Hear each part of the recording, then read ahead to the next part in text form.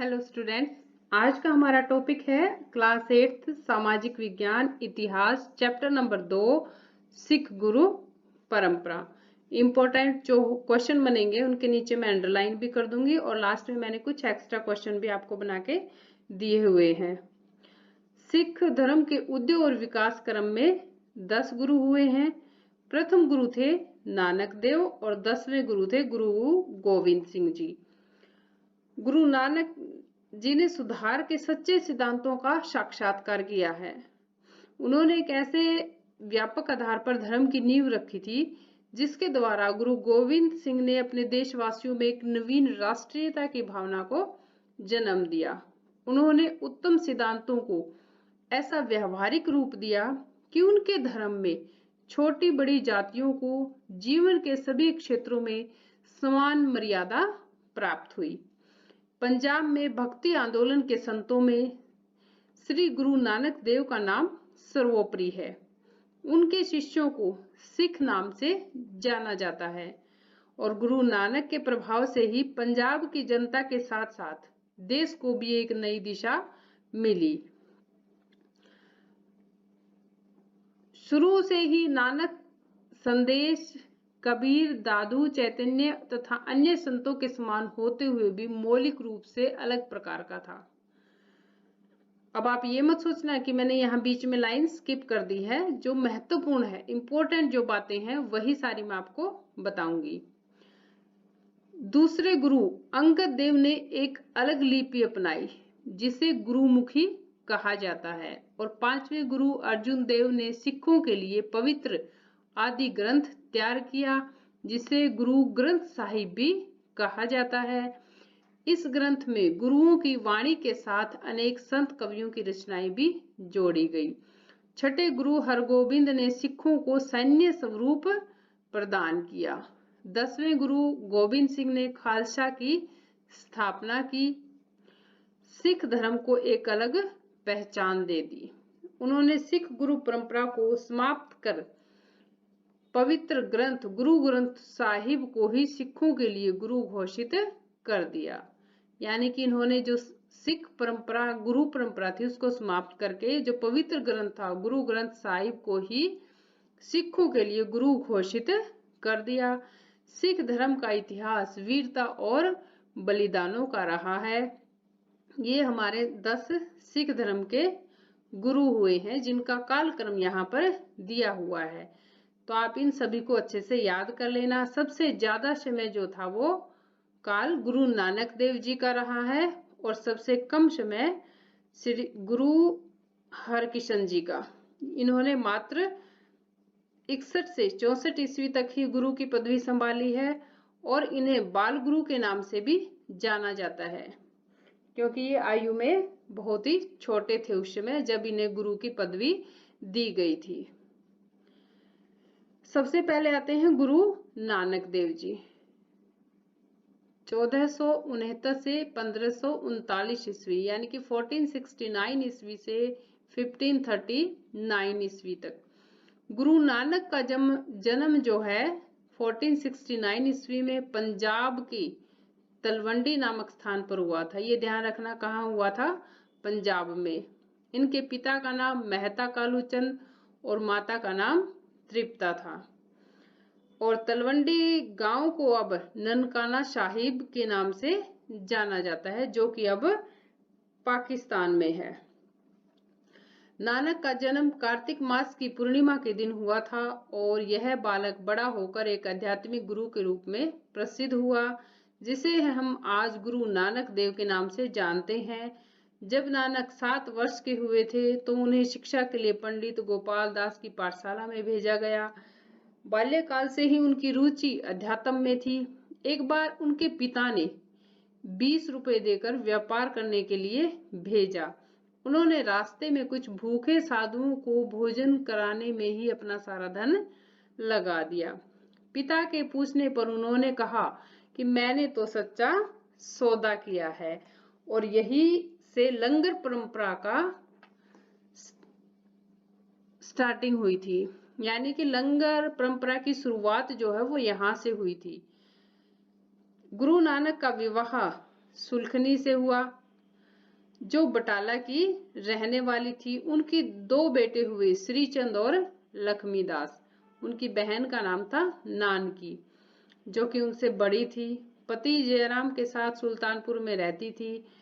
और यह वह समय था जब आक्रमण के कारण सामाजिक व्यवस्था छिन्न भिन्न हो चुकी थी। बहुत से हिंदुओं को तलवार के बल पर मुसलमान बनाया गया था, जबकि कुछ जजिया कर से बचने के लिए मुसलमान बन गए थे। उत्तर भारत में राज आश्रय न मिलने के कारण साहित्य, कलाएं और सामाजिक ढांचा नष्ट हो रहा था। इस दयनीय परिस्थिति में नानक जैसे संवेदनशील पुरुष को प्रभावित किया।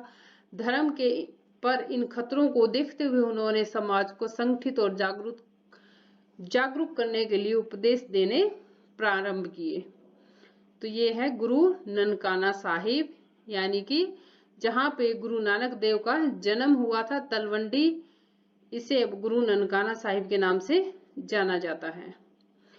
नानक देव की शिक्षाएं जो थी, एक प्रमुख संत थे। ये मध्य एशिया और अरब देशों का इन्होंने भ्रमण किया था और गृहस्थ जीवन को भक्ति के मार्ग में बाधा नहीं मानते थे। अपना अधिकांश समय साधना और उपदेश देने में बिताते थे और इनके उपदेश व्यवहारिक और समाज कल्याण के लिए थे। इनके उपदेशों का सार क्या था कि नाम जपो, कीरत करो, वंड छक्को। उन्होंने कहा कि संसार में न कोई हिंदू है और न ही कोई मुसलमान, अपितु सभी एकमात्र परम शक्तिशाली परमात्मा की संतान है, जो अनंत सर्वशक्तिमान, सत्य कर्ता, निर्भय, निर्गुण और अजन्मा है। उनका उपदेश था कि हमें जातीय भेदभाव से दूर रहकर प्रेम के साथ रहना चाहिए। बाला और मर्दाना गुरु नानक देव के 2 प्रमुख साथी थे। मर्दाना गुरु नानक देव से 10 वर्ष बड़े थे और नानक देव की एशिया यात्रा में उनके साथ रहे। मर्दाना रबाब बजाते थे। उन्होंने जीवन पर्यंत गुरु जी का साथ दिया और 1534 ईस्वी में उनका निधन हो गया। जब बाबर ने हिंदुस्तान पर आक्रमण करके मंदिरों का विनाश किया और लोगों को जबरन मुसलमान बनाया, तो ये घटनाएं नानक ने अपनी आंखों से देखी थी। इनका दुख पूर्ण विवेचन बाबर वाणी नाम से गुरु ग्रंथ साहिब में अंकित है। सन 1552 ईस्वी में, तो ये ध्यान रखना, बाबर वाणी जो है वो गुरु ग्रंथ साहिब में अंकित है, ये बाबर वाणी के नाम से। और इसमें कौन सी घटनाएं हैं? जब मंदिरों का विनाश किया जा रहा था और लोगों को जबरन मुसलमान बनाया जा रहा था। सन 1522 ईस्वी में कवे करतारपुर में आ बसे और अपनी अंतिम समय तक वहीं रहे। उन्होंने वार मल्हार, वार मांझ, वार आशा, जपूजी, ओंकार पट्टी और 12 मास आदि वाणियों की रचना की थी। उनका कहना था कि परमात्मा जो है वो सर्वव्यापक है। उनका यह संदेश उन विचारधाराओं से मेल नहीं खाता था जो परमात्मा को एक ही दिशा में या एक ही स्थान में होने का दावा करते थे। दूसरे गुरु हुए थे हमारे अंगद देव, 1539 से 1552 ईस्वी तक। सन 1538 ईस्वी में गुरु नानक देव ने गुरु अंगद देव को अपना उत्तराधिकारी बनाया। उन्होंने गुरु नानक देव की वाणी का संकलन किया और यह वह समय था जब समाज में निर्धन लोगों को भोजन का लालच देकर मुसलमान बनाने का प्रयास किया जा रहा था। इस काम के लिए मुसलमान शासक सूफियों को बड़े बड़े भूमि क्षेत्र अनुदान में देते थे, जिनमें इन सूफियों की खानकाहें होती थी। यहाँ लोगों के लिए निःशुल्क खाने की व्यवस्था की जाती थी। ऐसे में समाज के कुछ लोग प्रलोभन में आकर के मुसलमान बन जाते थे, जो समाज के लिए अच्छा नहीं था। अंगद देव ने गुरु नानक देव द्वारा स्थापित लंगर व्यवस्था, जो कि 20 रुपए में गुरु नानक देव ने स्टार्ट की थी, भूखे साधुओं को भोजन करा के, और कहा था अपने पिता को कि मैंने सच्चा सौदा किया है। वही से लंगर व्यवस्था की स्टार्टिंग हुई थी और उसी को इन्होंने आगे बढ़ाया, जहां पर सभी लोग एक पंक्ति में बैठकर खाना खाते थे। ऊंच नीच का भेद नहीं होता था। इनकी धर्मपत्नी स्वयं इस व्यवस्था की देखरेख करती थी। पंजाब में मुगलों का प्रभाव बढ़ने के कारण अखाड़ों की परंपरा भी छिन्न भिन्न हो गई थी और अंगद देव जी ने अखाड़ों की व्यवस्था जो है वो फिर से शुरू की थी। उनके शिष्य व्यायाम करते थे और इन्होंने गोविंद वाल की स्थापना की थी।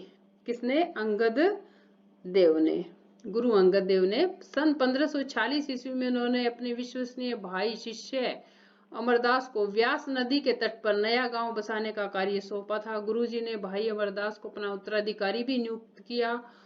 गोविंदा नाम के एक व्यापारी को लगता था कि यह स्थान दिल्ली और लाहौर को जोड़ने वाला है और आने वाले समय में एक प्रमुख नगर होगा, और उसी के नाम से इस स्थान का नाम गोविंदवाल पड़ा, जो कि 29 मार्च 1552 को गुरु अंगद देव का देहांत हो गया था। तो अब यहाँ पर इन्होंने और क्या किया था, गोविंदवाल की स्थापना की थी, जो कि व्यास नदी के तट पर स्थित था। नेक्स्ट हमारा गुरु अमरदास 1552 से 1574 ईस्वी तक। 52 ईस्वी में जब गुरु अमरदास सिख गुरु बने तब उनकी आयु 73 वर्ष थी और गुरु अंगद देव ने गोविंदवाल में एक बावड़ी की नींव रखी थी, जिसे गुरु अमरदास ने 1552 ईस्वी में पूरा कर दिया। इसमें 84 सीढ़ियां थी और गुरु अमरदास ने घोषणा की कि जो व्यक्ति 84वीं सीढ़ी पर स्नान करेगा वह 84 लाख योनियों के जन्म मरण के बंधन से मुक्त हो जाएगा। उन्होंने लंगर व्यवस्था को आगे बढ़ाया, पहले पंगत फिर संगत के विचार को स्थापित किया और गुरु दर्शन से पूर्व सभी को लंगर में भोजन करना होता था, और इसी कार्य से इनकी दूरदर्शिता को प्रमाणित करता है वह इनके द्वारा मंजी प्रथा की स्थापना की गई थी। इन्होंने कौन सी प्रथा की स्थापना की थी? मंजी प्रथा, यानी कि इन्होंने आसपास के क्षेत्रों को 22 भागों में बांट दिया और अपने 22 विश्वास पात्र शिष्यों को धर्म प्रसार के लिए नियुक्त किया। ये शिष्य मंजी यानी कि चारपाई पर बैठकर लोगों को गुरुओं के संदेश सुनाते थे, इसलिए इसे मंजी प्रथा कहा जाता है।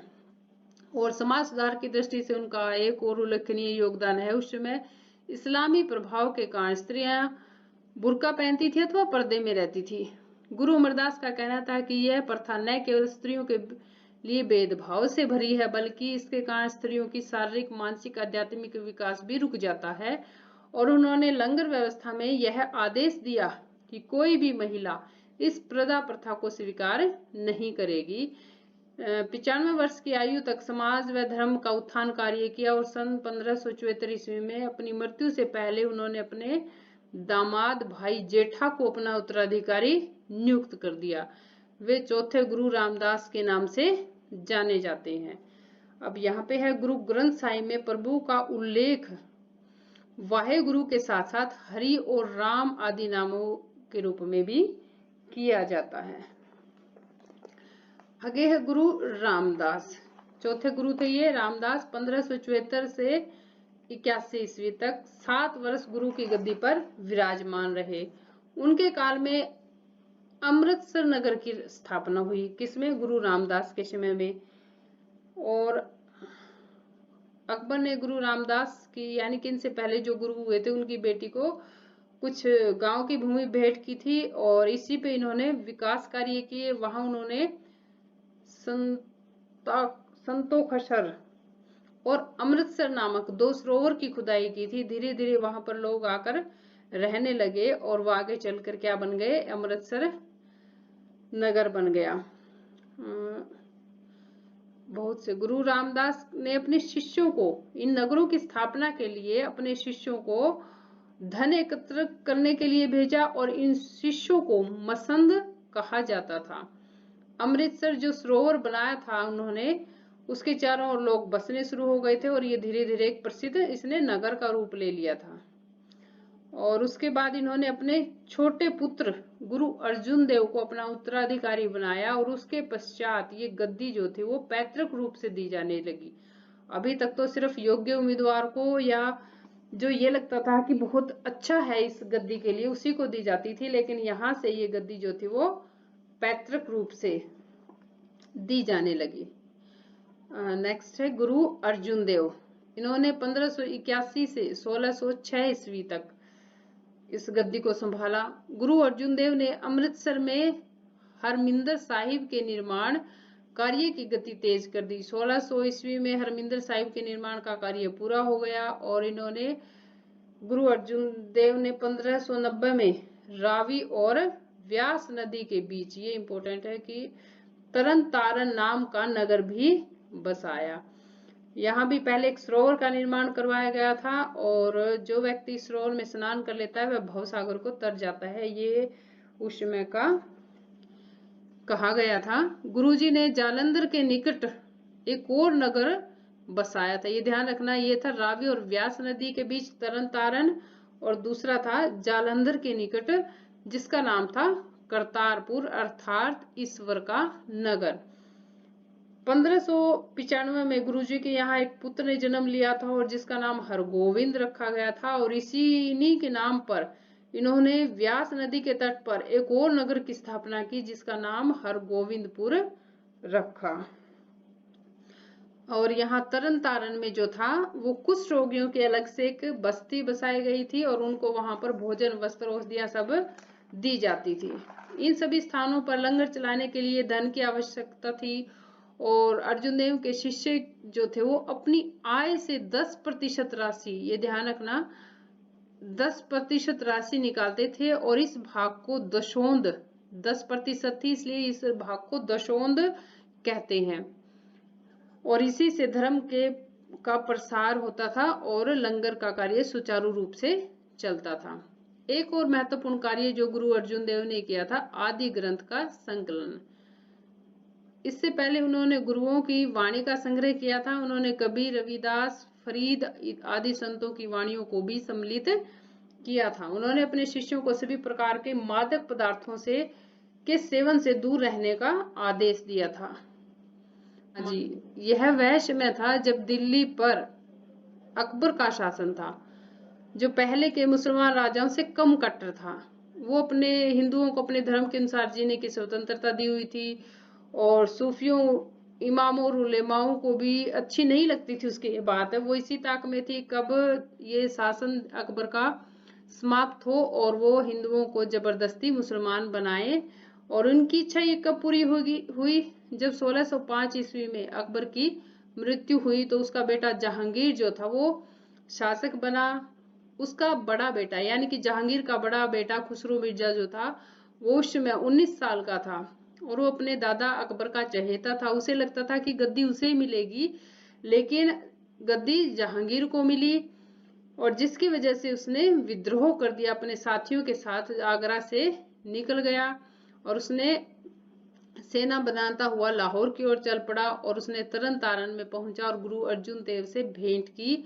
लेकिन जहांगीर की विशाल सेना ने उसके साथियों को और उसे पकड़कर दिल्ली ले गए, जिसमें उसके साथियों को भयंकर यातनाएं देकर मरवा दिया गया और जहांगीर ने अपने बेटे को भी अंधा करवा दिया गया। जहांगीर एक कट्टर मुसलमान था। उसने गुरुजी को बंदी बना लिया और उन पर राजद्रोह के अपराध में भारी जुर्माना भी लगा दिया। सन 1606 ईस्वी में गुरुजी को बहुत सी शारीरिक यातनाएं देकर शहीद कर दिया। नेक्स्ट है गुरु हरगोविंद। 1606 से 44 ईस्वी तक गुरु अर्जुन देव की शहादत के बाद उनके इकलौते पुत्र जो थे वो उन्होंने गद्दी संभाली। 1609 ईस्वी में जहांगीर को पता लगा कि सिखों की गतिविधियां कम होने के स्थान पर बढ़ गई है तो उन्होंने गुरु जी को सिखों पर लगाए जुर्माने को न भरने के अपराध में ग्वालियर की किले में कैद कर दिया और यहाँ पर लगभग 2 वर्ष तक उन्हें बंदी बनाकर रखा। 1611 में मुक्त कर दिया गया। इसके बाद गुरुजी पंजाब लौटे और उन्होंने फिर से सिखों को संगठित यानी कि इकट्ठा करना आरंभ कर दिया। अभी तक के सभी गुरुओं ने भारतीय गुरु शिष्य परंपरा की भांति आध्यात्मिक ज्ञान पर अधिक बल दिया था, किंतु उन्होंने उस समय के अपने शिष्यों में आत्मविश्वास और निडरता के गुण जागृत की। अकाल तख्त का निर्माण करके अपने शिष्यों को आध्यात्मिक और व्यावहारिक शिक्षा दी। ठीक है, ये साइड में पिक्चर देख सकते हैं आप अकाल तख्त की। श्री हरगोविंद द्वारा निर्मित अकाल तख्त है ये। उन्होंने आध्यात्मिक और व्यवहारिक दोनों तरह की शिक्षाएं की। 2 तलवारें मीरी व पीरी धारण की जो कि आध्यात्मिक और सांसारिक दोनों पक्षों की प्रतीक थी। सिखों को शस्त्रधारी बनाने का उनका मुख्य उद्देश्य मुगलों से अपने धर्म व जनता की रक्षा करना था। उन्होंने सिर पर कलगी धारण की। अपने मनसदों को ये निर्देश दिए कि वे धन की अपेक्षा घोड़े शस्त्रों का दान एकत्र करें। शीघ्र ही उनके पास विशाल संख्या में घोड़े शस्त्र हो गए। उन्होंने अपने लिए 52 अंगरक्षक भी नियुक्त किए और उनके आह्वान पर पंजाब में जो थे अब लोग जो अपने बच्चों को गुरु की सेवा के लिए भेजने लगे। गुरुजी ने 500 नौजवानों को 100-100 के 5 जत्थों में बांट दिया था और इनके जत्थेदार थे विधि चंद, लंगाह, पिराना, जेठा और पैरा। विशेष संगीत मंडली बनाई गई जो रात को हरमिंदर की परिक्रमा करते हुए हाथों में मसाल और ढोलक की धुन पर वीर रस के गीत गाती थी। आध्यात्मिक शिक्षा देने के लिए गुरुजी हरमिंदर साहिब का उपयोग करते थे। इन्होंने हरमिंदर श्री के सामने पश्चिम की ओर अकाल तख्त का निर्माण करवाया था और 12 फुट ऊंचे एक चबूतरे का निर्माण करवाया जो कि दिल्ली के मुगल सिंहासन से कुछ ऊंचा बनाया गया था। इस पर आसीन होकर भी उनको अपने शिष्यों को राजनीतिक शिक्षा देते थे। अस्त्र शस्त्र भी वो यहीं से प्रदान करते थे और जिससे व्यायाम करने के लिए वे सिखों को प्रेरित करते थे।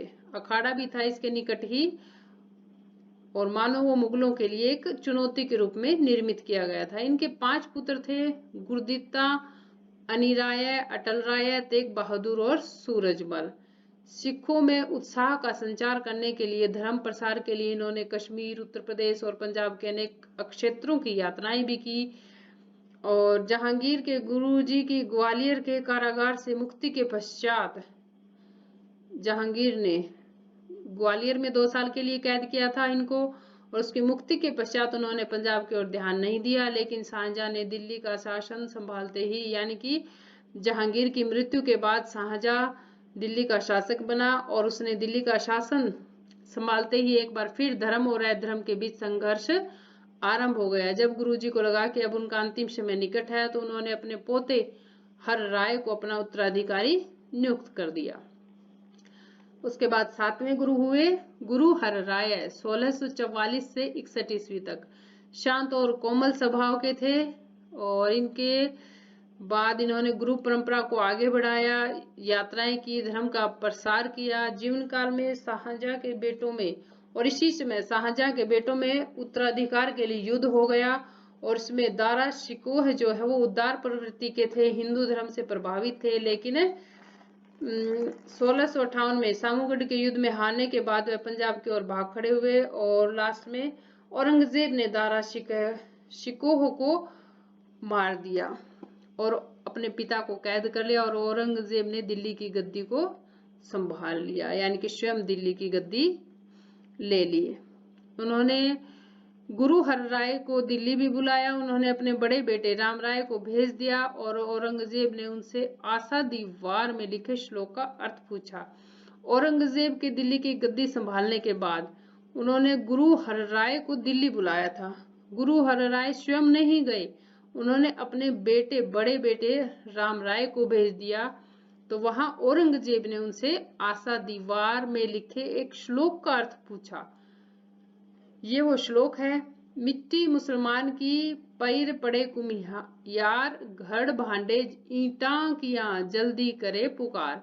मुसलमान की कब्र की मिट्टी कुम्हार के पैरों के नीचे कुचली जाकर जब घड़े, बर्तन और ईंट बनकर पंजाबे में डाली जाती है तो आग से डरकर चीखने लगती है। पंजाबे में यानी कि आग में जब डाली जाती है पकाने के लिए, तो राम राय ने चतुराई से कहा कि मुसलमान शब्द भूल से आ गया है या वास्तविक शब्द बेईमान है, और इससे औरंगजेब तो संतुष्ट हो गया। लेकिन गुरु हर राय अपने बेटे से नाराज हो गए और उन्होंने कहा कि तुमने नानक की वाणी को बदलकर कायरता की है, इसलिए उन्होंने अपने छोटे बेटे हरकिशन को अपना उत्तराधिकारी बना दिया। उसके बाद गुरु हरकिशन, जिसे बाल गुरु के नाम से भी जाना जाता है, 1661 से 64 ईस्वी। गुरु हरकिशन जब गद्दी पर बैठे थे तो उनकी आयु केवल 5 वर्ष 3 महीने की थी और इसलिए इन्हें बाल गुरु कहा जाता है। और इनके बड़े भाई राम राय ने, जिन्होंने की श्लोक का अर्थ बदल दिया था, उन्होंने औरंगजेब से उनकी शिकायत कर दी। औरंगजेब ने उन्हें दिल्ली बुलाया तो वो क्योंकि बहुत छोटे थे तो अपनी माता के साथ दिल्ली गए, जहां पर वो राजा जयसिंह के बंगले पर ठहरे। लेकिन वो वहां पर चेचक रोग से ग्रसित हो गए, जिसके कारण उनका निधन हो गया। और देहांत से पहले उन्होंने एक नारियल और 5 पैसे मंगवाए और उसको 3 बार घुमाकर कहा, बाबा बकाला।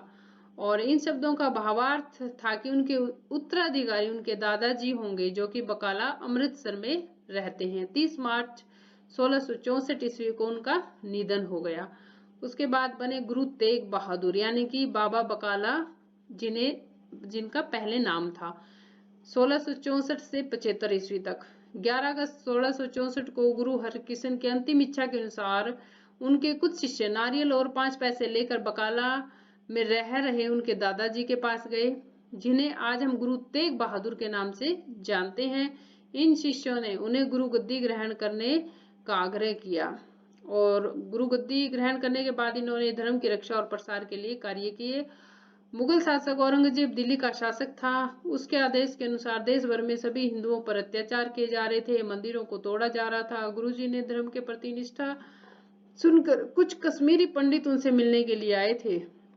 ये गुरुद्वारा शीशगंज है दिल्ली में, ये अभी आगे आएगा इसके बारे में, कि किस तरह पूरे कश्मीर में हिंदुओं को मुसलमान बनाने के लिए मजबूर किया जा रहा है, और इसीलिए धर्मपरा इस खतरे को देखकर गुरुजी ने पंडितों का समर्थन किया।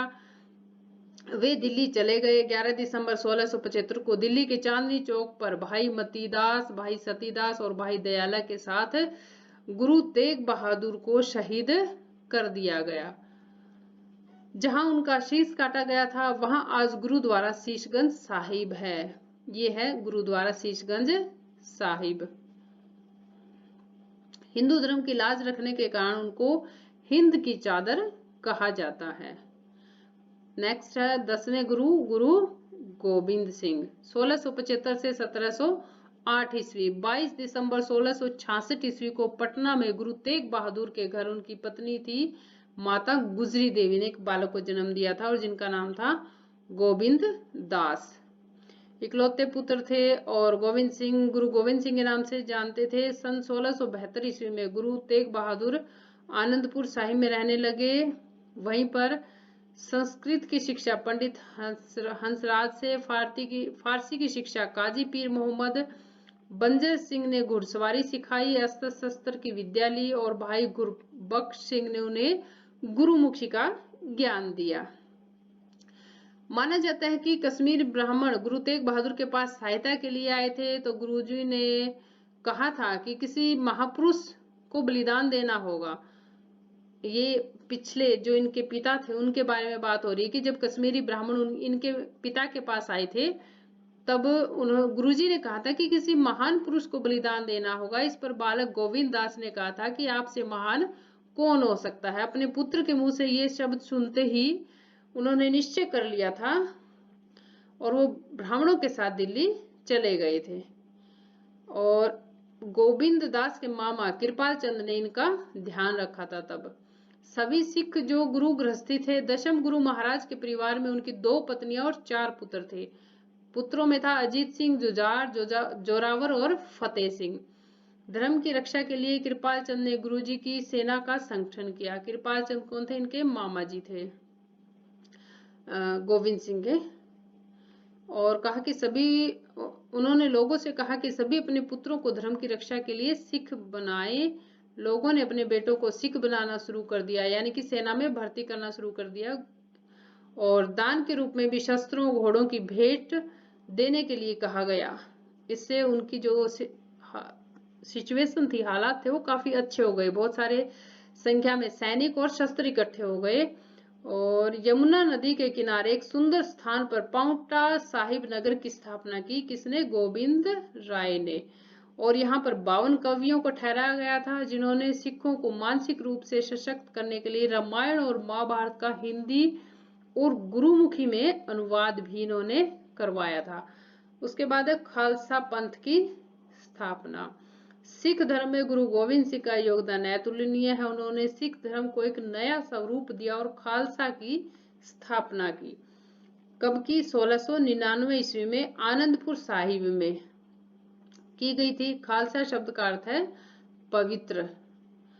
सिख धर्म को सैन्य रूप प्रदान किया गया था इसमें, और मुगलों से मुकाबला करने के लिए समय की मांग थी। ये खालसा की स्थापना कर गुरु गोविंद सिंह ने सिख धर्म के इतिहास में एक नया अध्याय जोड़ दिया। 1699 ईस्वी को बैसाखी के दिन गुरु जी के आह्वान पर 5 लोग धर्म हित में अपने प्राण देने के लिए आगे आए। इन्हें पंच प्यारे कहा जाता है। और इनमें कौन थे? लाहौर के दयाराम क्षत्रिय थे, हस्तिनापुर यानी कि मेरठ के धर्मदास जाट थे, द्वारिका से मोहकम चंद दर्जी और बीदर के थे साहिब चंद नाई, और जगन्नाथ यानी कि उड़ीसा से हिम्मत राय कहार। और इससे ये सिद्ध होता है कि पूरे भारत में जो थे लोग जो थे गुरु जी के लिए अपने प्राण देने के लिए तैयार थे, और इन्हीं को 5 प्यारे के रूप में प्रस्तुत किया गया। 5 वीरों ने गुरु जी के साथ मिलकर अमृत ग्रहण किया।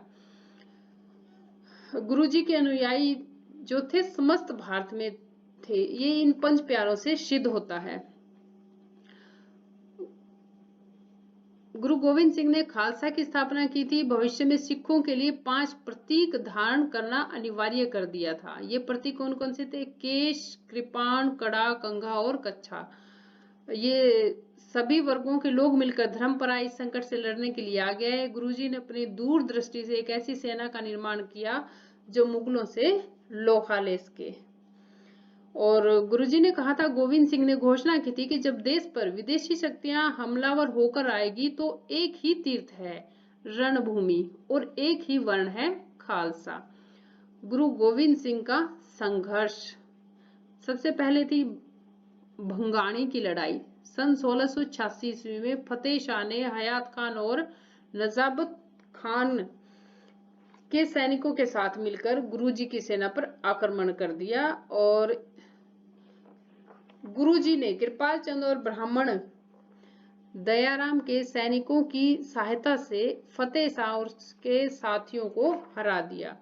इस लड़ाई का उल्लेख जो है वो विचित्र नाटक में मिलता है।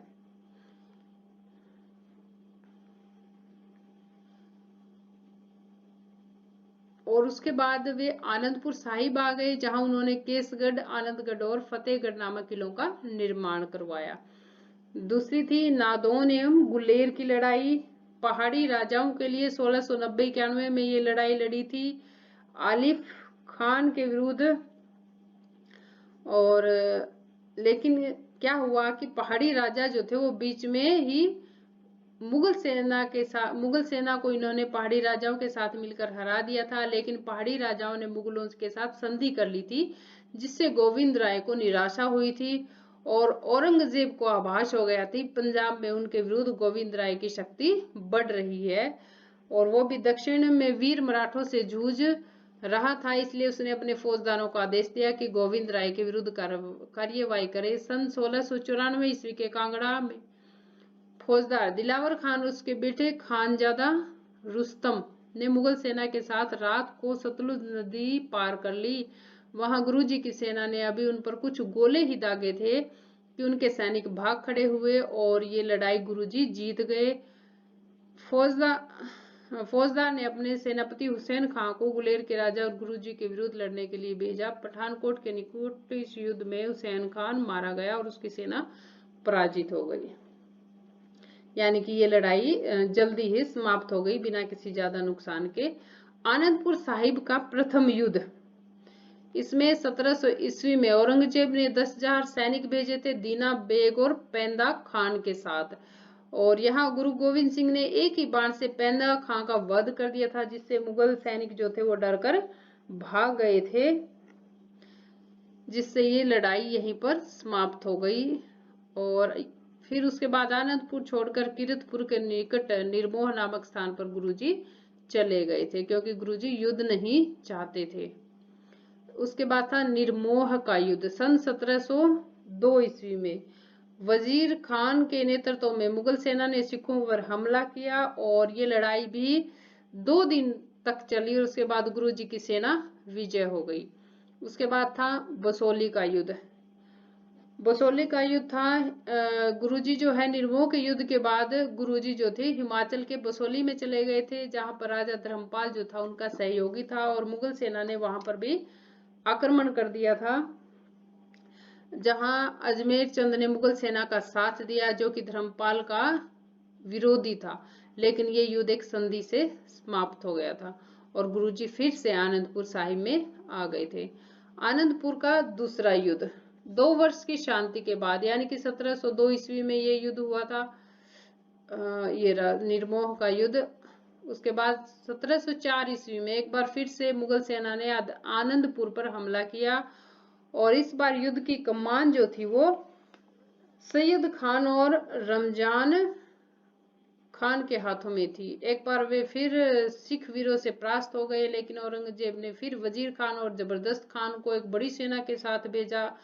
उन्होंने जो किला था जिसके अंदर सिख और गुरुजी सब ठहरे हुए थे, उस किले की किलेबंदी कर दी, यानी कि बाहर से चारों तरफ से आने जाने के रास्ते बंद कर दिए, घेराबंदी कर दी, और जिससे 8 महीने बाद अंदर से राशन जो था, खाने पीने का राशन समाप्त हो गया। फिर मजबूरन उन्हें बाहर आना पड़ा और मुगलों ने आश्वासन दिया था कि वे किला खाली कर दे तो उन पर हमला नहीं होगा। 21 दिसंबर 1704 को माता गुजरी के कहने पर गुरुजी ने आनंदपुर छोड़ने का निश्चय किया। चमकौर साहिब का युद्ध, मुगलों ने कहा था कि किला छोड़ने के बाद वो हमला नहीं करेंगे, लेकिन उन्होंने अपना वादा तोड़ दिया। सरसा नदी पार करने पर जब गुरुजी चमकौर साहिब पहुंचे तो उनके साथ केवल 40 सिख बचे थे और दूसरी ओर हजारों मुगल थे। लेकिन इस दिन के युद्ध को ने संसार को दिखा दिया था कि आखिर भारत माता के सपूत किस मिट्टी से बने हुए थे। यह लड़ते हुए गुरुजी के दोनों बड़े पुत्र अजीत सिंह और जुझार सिंह वीरगति को प्राप्त हुए और 2 छोटे पुत्रों जोरावर सिंह और फतेह सिंह को सरहिंद के सूबेदार ने जीवित दीवार में चिनवा दिया था। 5 प्यारों में से भी 3 साहिब सिंह, मोहकम और हिम्मत सिंह भी शहीद हो गए थे। पूरे दिन के संघर्ष के बाद यहाँ केवल 5 सिख ही जीवित बचे थे। उसके बाद था खिदराना का युद्ध। वहां से जो गुरुजी थे वो चमकौर साहिब से निकलकर खिदराना की ओर चल दिए थे। खिदराना तक पहुंचते पहुंचते लगभग 2000 सिख सैनिक भी गुरुजी की सेना में शामिल हो गए थे और लेकिन इनका सामना 10,000 मुगल सैनिकों से था और इन 2000 में 40 सिख वो भी थे जो आनंदपुर साहिब में उन्हें छोड़कर अपने घरों के चले गए थे घरों में, लेकिन उनकी पत्नियों ने उन्हें कायरता के लिए लज्जित किया तो वे वापस गुरुजी की सहायता के लिए आ गए। इस युद्ध में अन्य सिखों के साथ ये 40 भी वीरगति को प्राप्त हो गए थे। इन्हें 40 मुक्ते के नाम से जाना जाता है और इन्हीं की स्मृति में, यानी कि इनकी याद में खिदराना का नाम आज मुक्तसर अथवा मुक्ति की झील है। और यहाँ पे है कि गुरु गोविंद सिंह ने मुगल सम्राट औरंगजेब को फारसी भाषा में एक जफरनामा पत्र लिखा था जिनमें उसके बुरे कार्यों के लिए फटकार लगाई थी।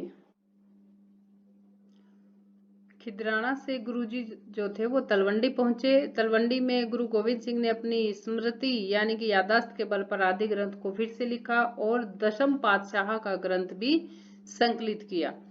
इसलिए तलवंडी को गुरु की काशी कहा जाने लगा। 1707 ईस्वी में मुगल बादशाह ने उन्हें अपनी साथ दक्षिण जाने का आग्रह किया। किसने? बहादुर शाह ने। गुरुजी तलवंडी से महाराष्ट्र के नांदेड़ में आ गए और 1708 में एक पठान ने गुरु गोविंद सिंह की पीठ में छुरा घोंप दिया जिसका घाव जो था वो बहुत ज्यादा गहरा था और 1708 ईस्वी में वो संसार को छोड़कर परम ज्योति में समा गए और इन्होंने अन्याय और अत्याचार के विरुद्ध संघर्ष का पाठ पढ़ाया था। अब है बंदा बहादुर सिंह का संघर्ष। देहांत से कुछ में पहले गुरु गोविंद सिंह की भेंट जो है एक ऐसे महान वीर से हुई थी जो केवल मुगलों से संघर्ष को जीवित नहीं रखा जिसने, बल्कि गुरुजी के बेटों की अमानवीय हत्या का प्रतिशोध यानी कि बदला भी लिया। और इस महानायक को अनेक नामों से जाना जाता है जैसे माधोदास बैरागी, वीर बंदा बैरागी और बंदा सिंह बहादुर। 1670 ईस्वी में जम्मू कश्मीर के राजौरी नामक स्थान पर इनका जन्म हुआ था और जन्म के समय इनके माँ बाप ने इनका नाम लक्ष्मण देव रखा था। परिवार कृषि करता था और ये भी उसी में हाथ बटाने लगे। एक दिन हिरणी के शिकार से इनका जीवन जो था वो बदल गया। उसकी तड़फ को देखकर इनमें वैराग्य का भाव उत्पन्न हुआ और वैरागी संप्रदाय से जुड़ गए। जिसके कारण इनका नाम माधोदास बैरागी हो गया। और अखाड़ों में अस्त्र शस्त्रों में निपुणता अर्जित की थी इन्होंने। 1708 ईस्वी में इनकी भेंट जो है नादेड़ में गुरु गोविंद सिंह से हुई थी। उन्होंने इन्हें अमृत पान करवाया और जिसके बाद ये बंदा सिंह बहादुर के नाम से जाने लगे। गुरुजी ने मुगलों द्वारा गैर मुसलमानों पर हो रहे अत्याचारों को रोकने के लिए बंदा सिंह बहादुर को सिखों का सेनापति नियुक्त कर दिया और इन्हें 5 तीर और 25 सिखों के साथ पंजाब की तरफ रवाना कर दिया। और यहीं से इनका असली सफर शुरू होता है। औरंगजेब की मृत्यु से उत्पन्न अराजकता की स्थिति का लाभ उठाते हुए 1709 ईस्वी में हरियाणा में सोनीपत के निकट सेहरी खांडा नामक स्थान पर इन्होंने डेरा लगाया और इन्होंने सिखों की बिखरी हुई शक्ति को एकजुट किया। बंदा सिंह बहादुर के साथ बहुत से लोग जुड़ गए थे जो मुगलों के द्वारा सताए हुए थे और इन्होंने विशाल सेना संगठित कर ली थी। ये इधर बंदा सिंह बहादुर की प्रतिमा है। इनकी सेना में हर वर्ग के लोग सम्मिलित थे। इस सेना में ऐसे कारीगर भी थे जो अपने शस्त्र जो थे स्वयं ही बनाते थे। और बंदा सिंह बहादुर ने अनेक छोटी छोटी लड़ाइयां लड़ी थी, जीत भी हासिल की थी। पहली लड़ाई इनकी 1709 ईस्वी में समाना शहर की मानी जाती है, जहां पे इन्होंने जीत हासिल की थी। और उसके बाद इन्होंने सढौरा की तरफ रुख किया था। सढौरा से 4 मील दूर स्थित कपूरी गांव के दुराचारी जमींदार कदमुद्दीन पर हमला करके वहां की जनता को राहत दी। और उसके बाद ये थोड़े से संघर्ष के बाद ही सिखों का वहां पर नियंत्रण हो गया था। ये कुशल योद्धा थे। और 1710 ईस्वी में इन्होंने सरहिंद की चढ़ाई की थी, जहां सरहिंद के मुगल सूबेदार वजीर खान की सेना और बंदा सिंह बहादुर की सिख सेना में चप्पड़चिड़ी नामक स्थान पर भयानक युद्ध हुआ था और इसमें बंदा सिंह बहादुर की विजय हुई थी। सिखों ने सरहिंद पर अधिकार कर लिया था। यद्यपि सरहिंद मुगल सल्तनत का एक महत्वपूर्ण शहर था, फिर भी इन्होंने इसे अपनी राजधानी बनाया। और उसके बाद इन्होंने शिवालिक की पहाड़ियों में स्थित मुखलिसगढ़ के किले को सिखों की प्रथम राजधानी भी बनाया और इस किले का नाम बदलकर लोहगढ़ रखा गया। यहीं से प्रथम सिख राज्य का संचालन शुरू हुआ था। बंदा सिंह बहादुर ने प्रशासन को अच्छे से चलाने के लिए बाज सिंह को सरहिंद, फतेह सिंह को समाना और विनोद सिंह व राम सिंह को थानेसर का सूबेदार बनाया था। इन्होंने गुरु नानक और गुरु गोविंद सिंह के नाम के सिक्के चलाए। सरहिंद की विजय के बाद एक नया संवत भी आरंभ किया। हुक्मनामे और फरमान जारी करने के लिए एक सील यानी कि मोहर भी जारी की थी और प्रशासनिक कार्य के साथ साथ जमींदारी प्रथा को समाप्त कर किसानों को भूमि का स्वामित्व दिया था, यानी कि किसानों को ही भूमि का स्वामी बना दिया था। अगले 6 वर्षों में बंदा बहादुर सिंह की सेना ने सहारनपुर से लेकर लाहौर तक के क्षेत्र पर अधिकार कर लिया था। 1715 ईस्वी में मुगल सेना ने इन्हें 800 साथियों के साथ गुरुदास नंगल स्थान से बंदी बना लिया था और उन 800 में इनका 4 वर्षीय बेटा और इनकी पत्नी भी थे। 9 जून 1716 ईस्वी को इन्हें दिल्ली में अमानवीय यातनाएं देकर शहीद कर दिया। इस प्रकार सिखों के 10 गुरुओं एवं बंदा बहादुर ने अपनी वीरता, साहस एवं संघर्ष से पंजाब के सिखों को विजय तथा स्वतंत्रता का पाठ पढ़ाया। किसानों व अन्य निम्न वर्ग में आत्मसम्मान की भावना उत्पन्न करके उन्हें स्वयं परिस्थितियों से लड़ना सिखाया। भक्ति के साथ शक्ति, माला के साथ भाला, वाणी के साथ बाणा देकर सिख धर्म को नया स्वरूप दिया। उनके कार्यों बलिदानों से ही भविष्य में पंजाब में रणजीत सिंह के नेतृत्व में शक्तिशाली सिख राज्य की स्थापना हुई।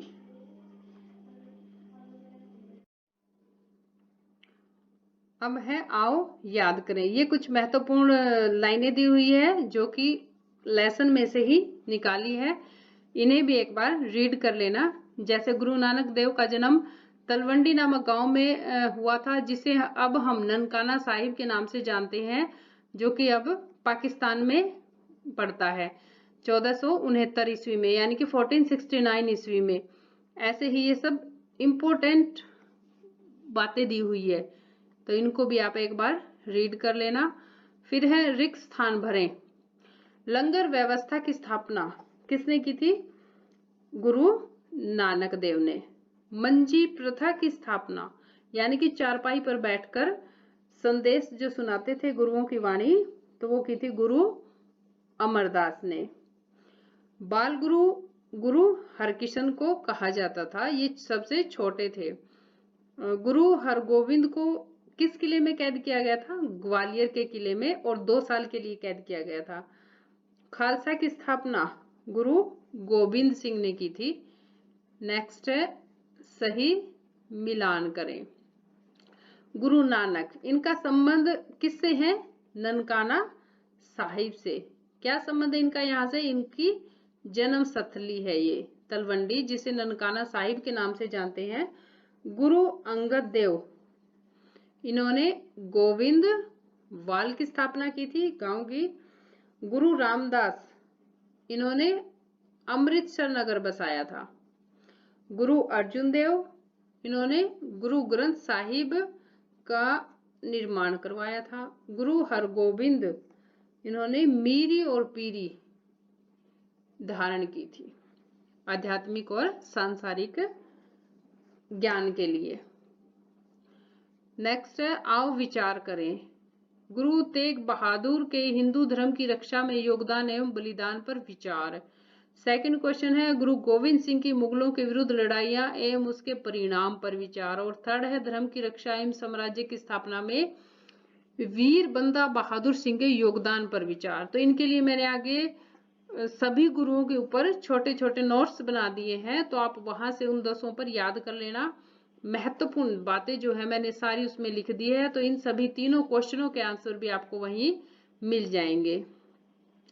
और ये चर्चा करें सिख पंथ की उत्पत्ति एवं विकास, गुरु नानक देव के जीवन और शिक्षाएं, ये सैन्य स्वरूप और खालसा की स्थापना, ये सभी के आंसर भी आपको वहां मिल जाएंगे।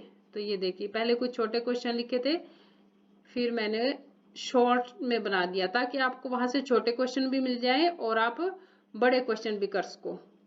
सिख धर्म के उदय और विकास के क्रम में कितने गुरु हुए? 10। सिखों के प्रथम गुरु का नाम क्या? गुरु नानक देव। गुरु नानक देव के शिष्यों को किस नाम से जाना जाता है? सिख। गुरुमुखी लिपि किस गुरु ने अपनाई थी? गुरु अंगद देव ने, जो कि दूसरे गुरु थे। पवित्र आदि ग्रंथ सिखों के किस गुरु ने तैयार किया? गुरु अर्जुन देव ने। 5वें गुरु थे, इसे आदि ग्रंथ को गुरु ग्रंथ साहिब भी कहते हैं। 10वें गुरु गोविंद सिंह ने किस पंथ की स्थापना की थी? खालसा पंथ की। गुरु नानक देव का जन्म कब और कहाँ हुआ? यहाँ से हमारे फर्स्ट गुरु के विषय में बातें, जो इम्पोर्टेंट बातें हैं वो स्टार्ट हो जाती है। आगे तो मैंने पहरे के रूप में दी हुई है। इनके माता पिता का नाम 1469 ईस्वी में यानी कि 1469 ईस्वी में पंजाब के तलवंडी यानी कि जिसे हम ननकाना साहिब के नाम से जानते हैं और जो कि अब पाकिस्तान में है, वहां पर इनका जन्म हुआ था। और इनकी माता का नाम था नृपता और पिता मेहता कालूचंद। गुरु नानक देव ने पहली बार सच्चा सौदा कैसे किया था? 20 रुपए में भूखे साधुओं को भोजन कराकर, और यहीं से लंगर व्यवस्था की शुरुआत हुई थी। गुरु नानक देव ने कौन सी वाणियों की रचना की थी? वार मांझ, वार आशा, जपूजी, ओंकार, पट्टी, बारहमास आदि। गुरु नानक देव का समय क्या था? 1469 यानी कि 1469 ईस्वी से 1539 ईस्वी तक। यहाँ से दूसरे गुरु के बारे में डिटेल स्टार्ट हो जाती है। इंपॉर्टेंट क्वेश्चन, सिखों के दूसरे गुरु का नाम व समय। गुरु अंगद देव, समय था 1539 से 52 ईस्वी तक। गुरु अंगद देव ने अखाड़ा कहाँ स्थापित किया? खंडूर साहिब में। गुरु गोविंद वाल गांव को बसाने का कार्य किसने किया था? गुरु अंगद देव ने। व्यास नदी के तट पर अपने भाई, शिष्य भाई थे वो, अमरदास को यह कार्य दिया था। इन्हें ही उन्होंने अपना उत्तराधिकारी बनाया था। यहाँ पे तीसरे गुरु, गुरु अमरदास का समय है 1552 से 74 ईस्वी, तब इनकी आयु 73 वर्ष की थी। गोविंदवाल की बावड़ी का कार्य शुरू गुरु अमरदास ने कब पूरा किया? 1552 ईस्वी में। इसमें 84 सीढ़ियां थी और इन्होंने कहा था कि जो 84वीं सीढ़ी पर बैठकर स्नान करेगा वो 84 योनियों के जन्म मरण के बंधन से मुक्त हो जाएगा। मंजी प्रथा की स्थापना किसने की थी? गुरु अमरदास ने। इस प्रथा में 22 अक्षेत्र को, जो आसपास के अक्षेत्र थे उनको 22 भागों में बांट दिया था और 22 विश्वास पात्र शिष्यों को जो थे इनके, उनको भेजा था धर्म प्रचार के लिए, और वो मंजी यानी कि चारपाई पर बैठकर शिष्य गुरुओं का संदेश सुनाते थे, इसलिए इस प्रथा का नाम मंजी प्रथा पड़ा था। गुरु ग्रंथ साहिब में प्रभु का उल्लेख वाहेगुरु के साथ साथ और किन नामों का भी उल्लेख है उसमें? हरि और राम। फोर्थ गुरु थे गुरु रामदास। उनका समय है 1547 से 81 ईस्वी, और ये 7 वर्ष के लिए इन्होंने गुरु की उपाधि को धारण किया था, यानी कि 1581 में इनकी मृत्यु हो गई थी या शहीद हो गए थे। गुरु रामदास ने किन किन सरोवरों का निर्माण कराया था? संतोखसर और अमृतसर। बाद में अमृतसर जो था वो एक प्रसिद्ध नगर बना। नगर के लिए धन एकत्र करने वाले शिष्यों को क्या बोलते थे? मसंद। किस गुरु ने बाद में गद्दी जो थी पैतृक रूप में किस गुरु के बाद गद्दी पैतृक रूप में दी जाने लगी, यानी कि फिर उसके बच्चों को ऐसे पैतृक रूप से उत्तराधिकारी बनाया जाने लगा? गुरु रामदास। इन्होंने अपने छोटे पुत्र गुरु अर्जुन देव को अपना उत्तराधिकारी बनाया था। और 5वें गुरु है गुरु अर्जुन देव। उनका समय है 1581 से 1606 ईस्वी। अमृतसर में हरमिंदर साहिब का निर्माण गुरु अर्जुन देव ने करवाया, और 90 में रावी और व्यास नदियों के बीच तरन तारण नगर का निर्माण करवाया, और यहाँ कुष्ठ रोगियों के लिए अलग से बस्ती बसाई गई थी, जहां पर उनको वस्त्र, खाने का, औषधियां वगैरह दी जाती थी। करतारपुर अथवा ईश्वर का नगर का निर्माण कहाँ और किसने करवाया? जालंधर के निकट गुरु अर्जुन देव ने। गुरु अर्जुन देव ने व्यास नदी के तट पर किस नगर की स्थापना की थी? हरगोविंदपुर की। इनके पुत्र उत्पन्न हुआ था जिसका नाम हरगोविंद रखा था, और उसी के नाम पर इन्होंने हरगोविंदपुर की स्थापना की थी। अब यहाँ पे ऐसे डिटेल दी हुई है, 5th क्वेश्चन में है, जैसे मेन चीजें जो हम अभी पढ़ चुके हैं। और ये रहा, व्यास नदी के तट पर हरगोविंदपुर नगर बसाया था पुत्र के नाम पर। और आदि ग्रंथ का संकलन किया इन्होंने। आदि संतों कबीर, रविदास, फरीद आदि संतों की वाणियां सम्मिलित की, और आदि ग्रंथ को गुरु ग्रंथ साहिब भी कहते हैं। और जहांगीर के शासक बनने पर उसके पुत्र खुसरो मिर्जा ने बगावत कर दी थी, जिसे पकड़कर जहांगीर ने अंधा करवा दिया, और उसका साथ देने के कारण गुरुजी को राजद्रोह के अपराध में यातनाएं दी गई, और 1606 ईस्वी में गुरुजी शहीद हो गए।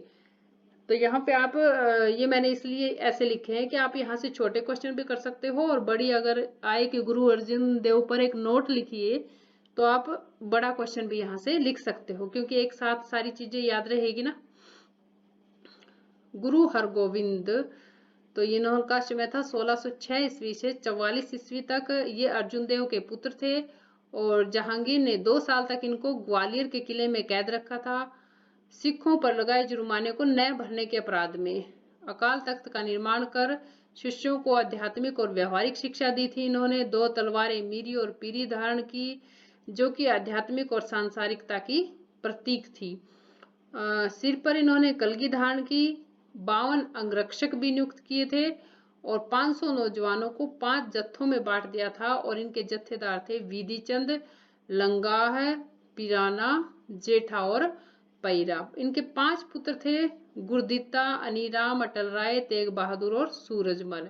लेकिन उन्होंने अपने पोते को हर्राय को उत्तराधिकारी नियुक्त किया था। उसके बाद है गुरु हर्राय, 1644 से 61 ईस्वी तक। उसमें औरंगजेब अपने भाई दारा शिकोह की हत्या कर दिल्ली की गद्दी पर बैठा था। औरंगजेब ने गुरु हरराय के बड़े बेटे राम राय से आशा दीवार में लिखे श्लोक का अर्थ पूछा, तो उसने अर्थ जो था वो उसमें थोड़ी सी फेरबदल कर दी, जिसकी वजह से गुरुजी ने राम राय द्वारा बताए अर्थ से नाराज होकर अपने छोटे बेटे हरकिशन को अपना उत्तराधिकारी बना दिया। गुरु हरकिशन जी 1661 से 64 ईस्वी तक। उस समय उनकी आयु केवल 5 वर्ष और 3 महीने थी। इन्हीं को बाल गुरु के नाम से भी जाना जाता है, क्योंकि इनकी आयु उस समय केवल 5 साल 3 महीने थी। राम राय की शिकायत पर, यानी कि इनके जो बड़े भाई है यहाँ पर, उनकी शिकायत पर औरंगजेब ने इनको दिल्ली बुलाया। तो ये छोटे थे तो अपनी माता के साथ दिल्ली गए। वहां पर ये चेचक रोग से ग्रसित हो गए और इनका निधन हो गया। देहांत से पहले इन्होंने एक नारियल और 5 पैसे मंगवाए, 3 बार घुमाया और कहा बाबा बकाला, जो कि इनके दादाजी थे और जिन्हें हम गुरु तेग बहादुर के नाम से जानते हैं। इनके बाद गुरु इन्हीं के आदेशानुसार गुरु तेग बहादुर को गद्दी दी गई। 1664 से 75 ईस्वी तक उन्होंने संभाला। पहले बकाला नाम था इनका, यानी कि वहीं पे रहते थे। इस समय औरंगजेब दिल्ली का शासक था। हिंदुओं पर अत्याचार हो रहे थे, मंदिर तोड़कर मस्जिद बनाई जा रही थी। धर्म की रक्षा के लिए गुरुजी ने कश्मीर के पंडितों का समर्थन किया। 11 दिसंबर 1675 ईस्वी में दिल्ली के चांदनी चौक पर भाई मतीदास, भाई सतीदास और भाई दयाला के साथ ये शहीद हो गए। और जहां पर इनका सिर काटा गया था वहां आज गुरुद्वारा शीशगंज, शीश मतलब सिर, शीशगंज साहिब है। हिंदू धर्म की लाज रखने के कारण इनको हिंद की चादर भी कहा जाता है। उसके बाद है गुरु गोविंद सिंह। जन्म 22 दिसंबर 1966 ईस्वी, पटना में। गुरु तेग बहादुर पिता थे और माता गुजरी देवी। गुरु गोविंद सिंह जो कि 10वें गुरु है सिखों के। संस्कृत की शिक्षा पंडित हंसराज से, फारसी की काजी पीर मोहम्मद। गुरुमुखी का ज्ञान बड़े भाई गुरबख्श सिंह ने दिया था। घुड़सवारी और अस्त्र बजर सिंह ने से ली थी। इनकी 2 पत्नियां थी और 4 पुत्र थे अजीत सिंह, जुझार, जोरावर और फतेह सिंह, जो कि आगे युद्ध में शहीद हो गए थे चारों। और जोरावर और फतेह सिंह को जीवित दीवार में चिनवा दिया गया था और 2 पुत्र इनके युद्ध में शहीद हो गए थे। यमुना नदी के किनारे पाउंटा साहिब नगर की स्थापना की थी इन्होंने, जहां पर इन्होंने 52 कवियों को ठहराया था और जिन्होंने रामायण और महाभारत का हिंदी और गुरुमुखी में अनुवाद किया था। उसके बाद है खालसा की स्थापना। 1699 ईस्वी में गुरु गोविंद सिंह ने खालसा, इसका अर्थ होता है पवित्र, की स्थापना आनंदपुर साहिब में की। 1699 ईस्वी में बैसाखी के दिन गुरुजी के आह्वान पर 5 लोग धर्म हित में अपने प्राण देने के लिए आगे आए थे और इन्हीं को पंज प्यारे कहा जाता है। इनमें थे लाहौर के दयाराम अक्षत्रिय, हस्तिनापुर के धर्मदास, द्वारका से मोहन, हस्तिनापुर यानी कि मेरठ से, द्वारका से मोहकम चंद दर्जी, बीदर के साहिब चंद नाई और जगन्नाथपुरी यानी कि उड़ीसा से हिम्मत राय कहार। तो ये 5 जो थे वो 5 जातियों से और 5 अलग अलग जगह से थे। और इससे प्रतीत होता है कि उस समय पूरे भारत में गुरु जी को चाहने वाले थे, उनका साथ देने वाले थे। और 5 प्रतीक थे, कौन कौन से? केश, कृपाण, कंघा, कड़ा और कच्छा। विदेशी शक्तियां जब आक्रमण करेगी तब गुरुजी ने कहा था कि एक ही तीर्थ है रणभूमि और एक ही वर्ण है खालसा। गुरु गोविंद सिंह का संघर्ष, भंगारणी की लड़ाई थी सन 1686 ईस्वी में। फतेह शाह और उसके साथियों को हार का मुंह देखना पड़ा और इसका उल्लेख विचित्र नाटक में मिलता है। ये हम लेसन में भी कराए हैं, लेकिन इंपॉर्टेंट बातें मैंने यहाँ लिख दी है ताकि आपको आसानी से याद हो जाए। फिर है नादौन एवं गुलेर की लड़ाई 1694 ईस्वी में। पहाड़ी राजाओं के कर के लिए दिलावर खान और उसके बेटे खानजादा रुस्तम को हरा दिया था। आनंदपुर साहिब का प्रथम युद्ध 1700 ईस्वी में। औरंगजेब के 10,000 सैनिक दीना बेग और पैदा खान के साथ आए थे और गुरु गोविंद सिंह ने एक ही बाण से पैदा खान का वध कर दिया था, जिससे मुगल सेना जो थी मैदान छोड़कर भाग गई थी। उसके बाद है निर्मोह का युद्ध 1702 ईस्वी में वजीर खान के साथ और 2 दिन में ही उसको हरा दिया था। बसोली का युद्ध हिमाचल में मुगल सेना व राजा धर्मपाल, जो कि हिमाचल का उस समय राजा था, उनके बीच हुआ था, क्योंकि गुरुजी निर्मोह के युद्ध के बाद हिमाचल बसोली में चले गए थे। हिमाचल का राजा उनका मित्र था और ये युद्ध एक संधि में समाप्त हुआ था। आनंदपुर का दूसरा युद्ध, यहाँ के बाद गुरुजी वापिस आनंदपुर आ गए थे। तो 1704 ईस्वी में आनंदपुर में युद्ध हुआ था। सैयद खान और रमजान खान सिख वीरों से हार गए थे। औरंगजेब ने वजीर खान और जबरदस्त खान को फिर से भेजा। उन्होंने किले की घेराबंदी कर दी, यानी कि बाहर से कोई भी चीज अंदर नहीं जा सकती थी, और जिसके परिणाम स्वरूप 8 महीने बाद राशन पानी जो था वो समाप्त हो गया था और उन्हें किला खाली करना पड़ा। चमकौर साहिब का युद्ध।